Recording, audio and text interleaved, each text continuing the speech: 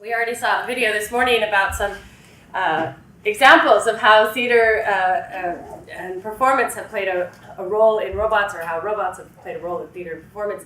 What I'd like to do in this talk is dig a little bit deeper and start to look at why theater is such an important and also problematic platform for exploring robots and staging sort of future scenarios of human-robot interaction. The title of my talk, Rehearsal for the Robot Revolution, comes from a well-known figure in theater. His name is, that's not what I wanted.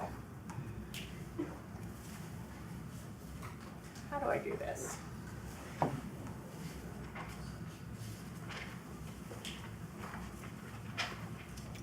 That's why. I'm at the end. I should have started at the beginning. It's usually a good place to start.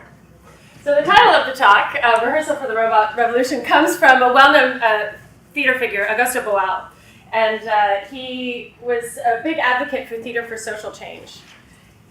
In his book, Theater of the Oppressed, he identified the idea that people living in oppressed societies often don't know what their future is going to look like.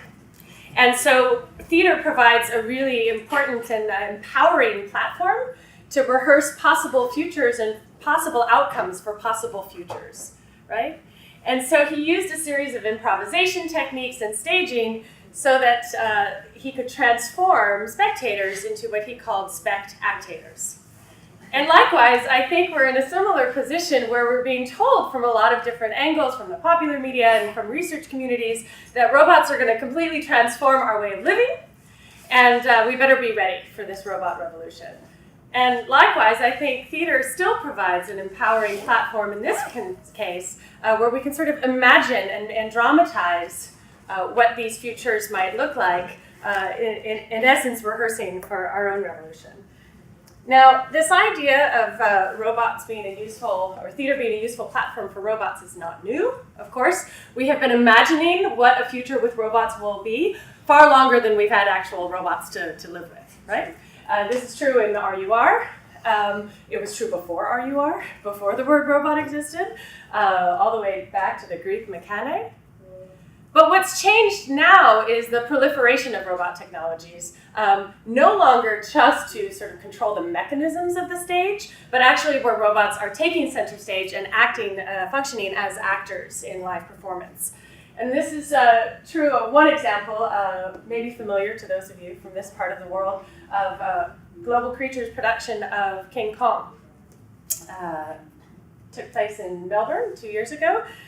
Spectacular production, and a really good example of, I think, a demonstration of why theater is a good test bed for studying what makes robots compelling, apart from just being visually impressed by a 6 meter tall, 1.1 ton sort of gorilla, right? But I think that this production illustrates an important point I want to make, and that is that animatronic technology, of course, has been around for a really long time.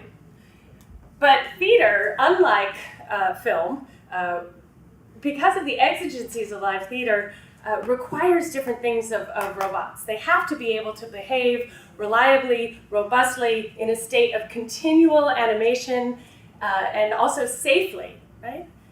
And it's different than in film, where we can rely on CGI techniques or clever editing to sort of provoke this suspended animation of robots. Theater requires that they actually do it live on stage.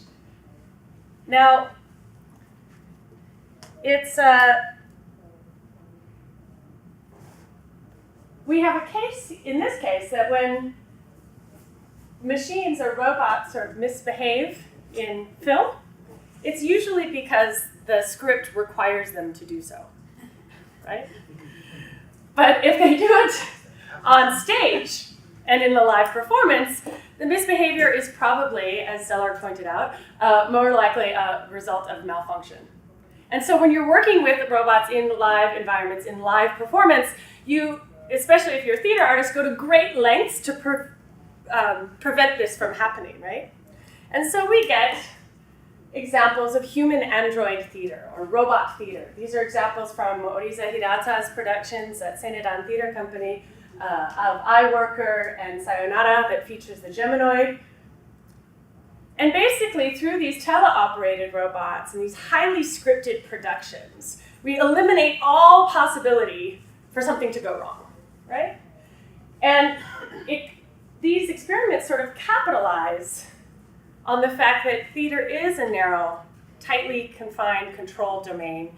You have a human operator acting as a stage manager, sort of at the control booth, ready to drop the curtain if something goes wrong, right? So in eliminating all the sort of possibilities for these machines to misbehave, we also miss out on some of the vitality and the vibrancy of what makes theater alive. One of the reasons we enjoy watching humans, any human on stage, is because we're not sure what's going to happen. We look for that sort of live response. And while these productions may succeed from a technical standpoint, from an aesthetic standpoint, I find them kind of boring. And I spent the first part of my life as an actor. And there's nothing worse than either being an actor and acting opposite someone on stage or sitting in the audience and watching an actor sort of phone it in. And that's essentially what these robots are doing. They're just phoning it in. And it kind of falls flat for me. So how do we create robots to generate sort of sustained, lively performances that will engage our interest? And I'd be willing to bet that the same things that make theater compelling and interesting to us might also make robots compelling and interesting. And that is the presence of sort of unpredictable, ambiguous, and interactive behaviors.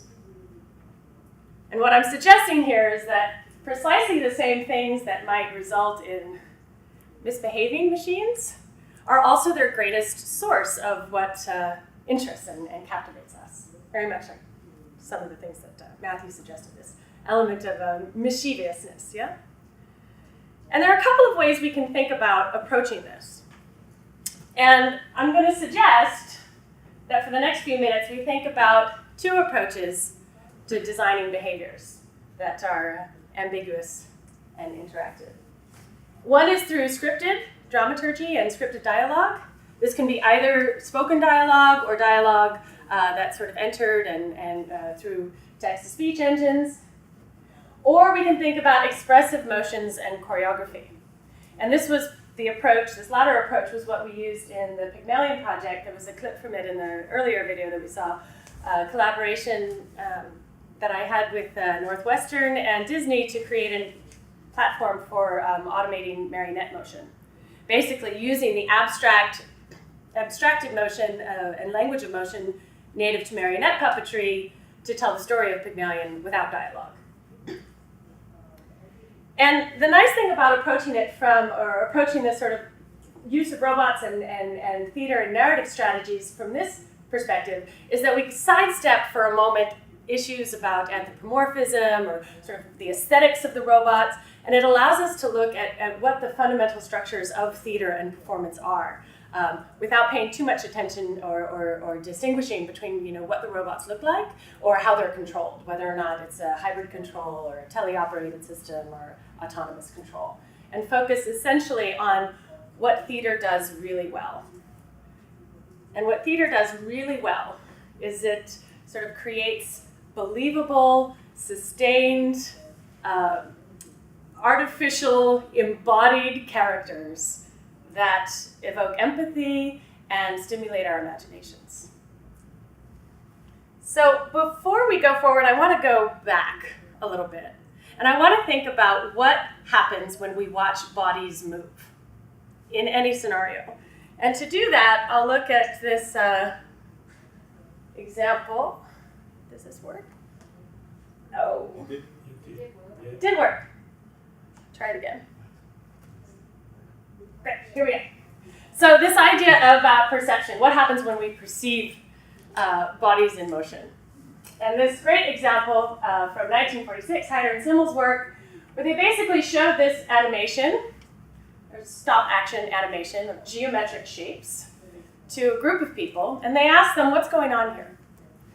And the amazing thing is, without giving any sort of direction, people take these perceived motion of geometric shapes, and we sort of map stories and narratives onto it. And in some cases, there was a very sort of clear narrative thread that presented itself to people. So we organize action and we create stories and we assign meaning and attention and personality traits and behaviors even to the most non-anthropomorphic, basic geometric shapes possible, right? And interestingly, when in theater, we have these improvisation exercises when you're working with actors in devised work. Oh, this is really, this is just, I should just stop talking. We should just watch these shapes move around. But this sustains our interest, right, for a long time. And we can start to sort of, I don't know, identify with this big triangle's frustration that sort of happens. But we stage this as well. We sort of look at, when we work with live actors and doing sort of structured improvisations, to look at just through movement and gesture and speed and tempo, you can dramatize all sorts of personalities, power relations, tensions, conflict between bodies on stage. Now, another element is the idea of that we sort of perceive and assign meaning to things when their behavior strikes us as particularly lively, right? Whether it be an animal-like behavior or human-like behavior. And this was part of the fascination behind William Gray Walter's experiments with these tortoises. And the feature that he identified as sort of a rich, engaging behavior was their uncertainty, their randomness, their free will or independence that is so strikingly absent in most well-designed machines.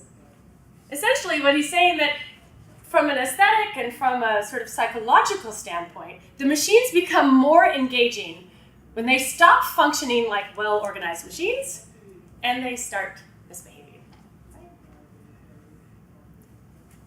The last point that I want to consider is this idea of meta-animation. So, in a paper about flocking herds in schools, Reynolds points out that the job of an animator, in this case he was talking about computer graphics, is really akin to the job of a theater director. And he makes this connection quite clearly in the paper. Because what a theater director, what a character does, is simply execute the actions given to it by a theater director, right? So an actor sort of executes a series of actions, but they're not precisely prescribed. And that the character and the sort of meaning and our engagement with the live performance happens because of how that actor is interpreting these roles given the specific set of instructions, but not performing precisely. And this was not exactly a new idea, because the theater director from late 19th century, the Duke of Saxe-Meiningen, was the director of the Meiningen Players. And he was famous for pioneering this technique, and I'd like to think of it as an early model of distributed control. Because he was famous for organizing these huge crowd scenes.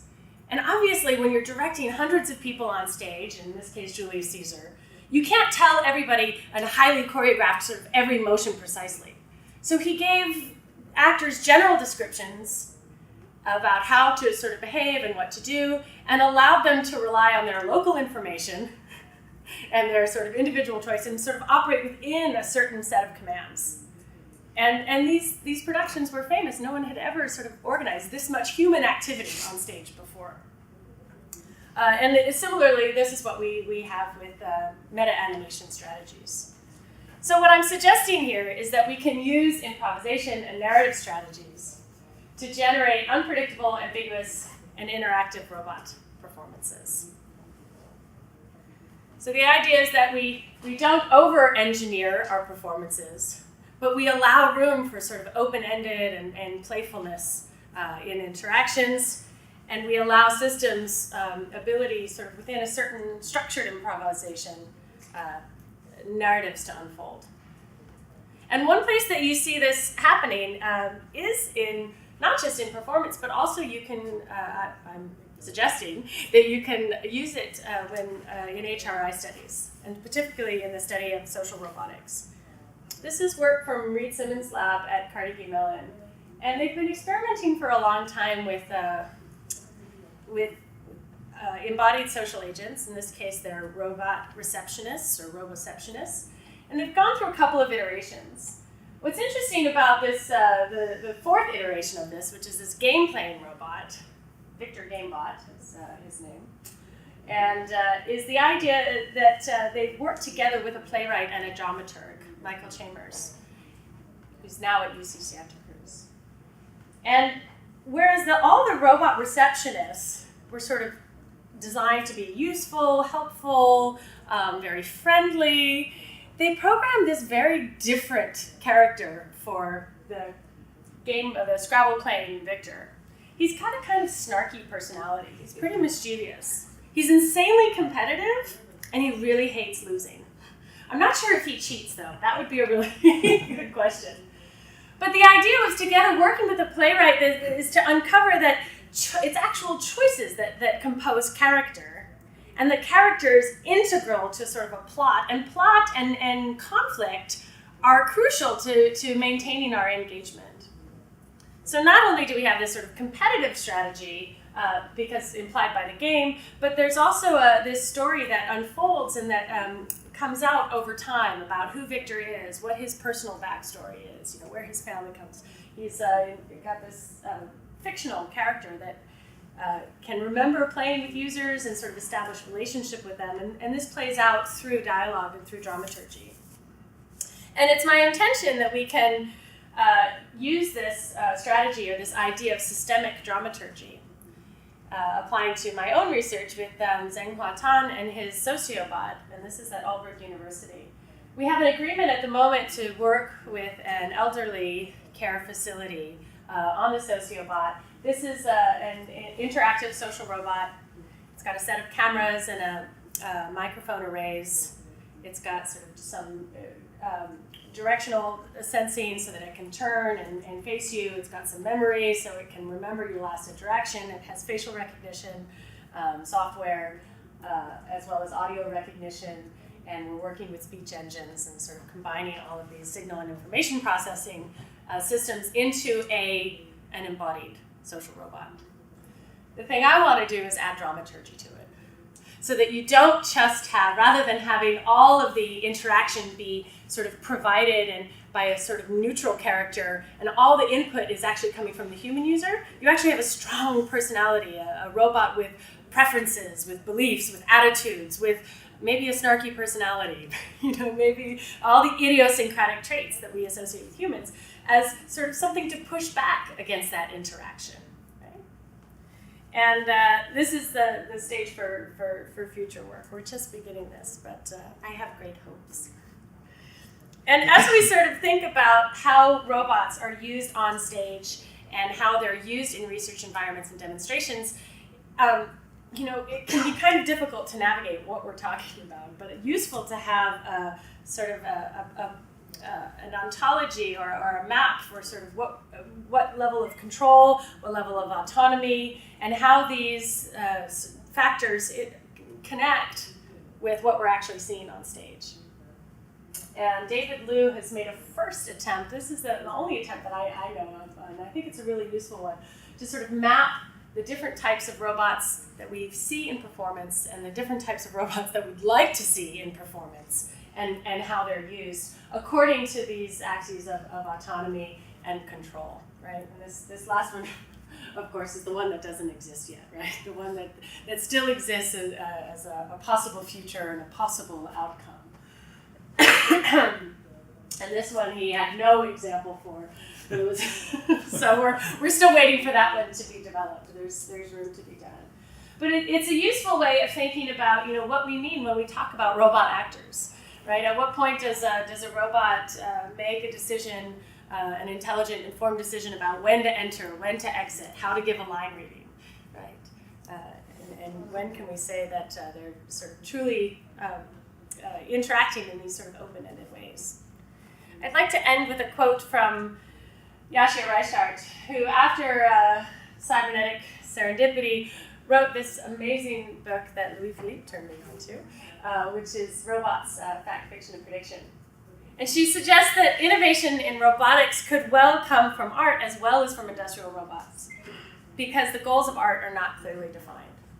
So it's precisely because of this sort of open-ended nature of interaction that we find in art galleries, that we find in live performance, sort of the unscripted qualities and the potential for interaction, that it becomes an exciting platform to explore the potential of how these robots can be and imagine what our futures might be.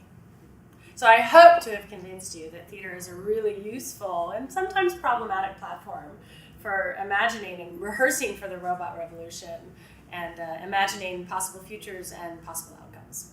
So, thank you.